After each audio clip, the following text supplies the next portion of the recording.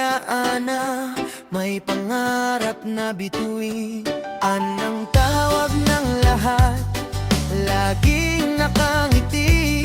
Medical tech sa trabaho ay mabilis at tumpak palagi.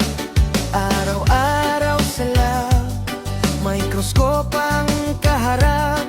Mga sample ng dugo, sinusuri ng maingat.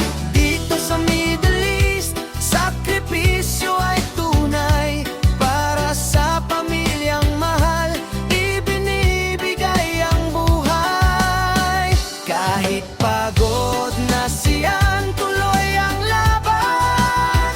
Para kay Arnel ang katuwang sa buhay at sandigan.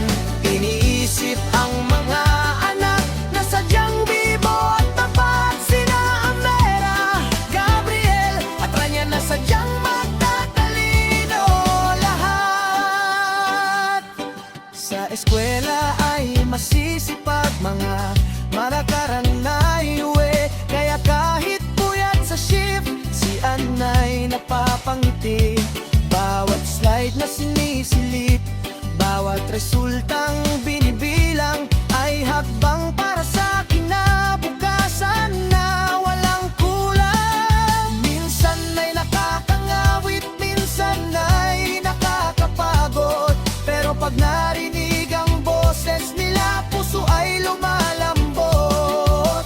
Saudi Arabia man ay malayo sa sariling bayan, ang pagmamahal ni Ann sa pamilya walang hangganan.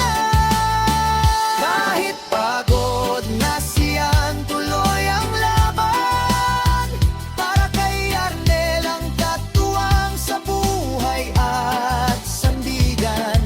Iniisip ang mga anak na sadyang bibo at tapat. Sina Amera, Gabriel at Rania na sadyang magtatalino lahat. Go, Maria Ana, ang dakilang medtech ng Saudi. Para sa pamilya, ikaw ang tunay na bida at bayani. Balang araw ay magsasama-sama rin sa piling ng isa't isa. Happy working and saludo kami sa iyong tiyaga. Ang galing mo, Ann, isang malaking sakripisyo ang maging Orwell at lalo na ang maging frontliner sa medical field. Siguradong proud na proud sa iyo sina Arnel at ang iyong mga anak na sina Amera, Gabriel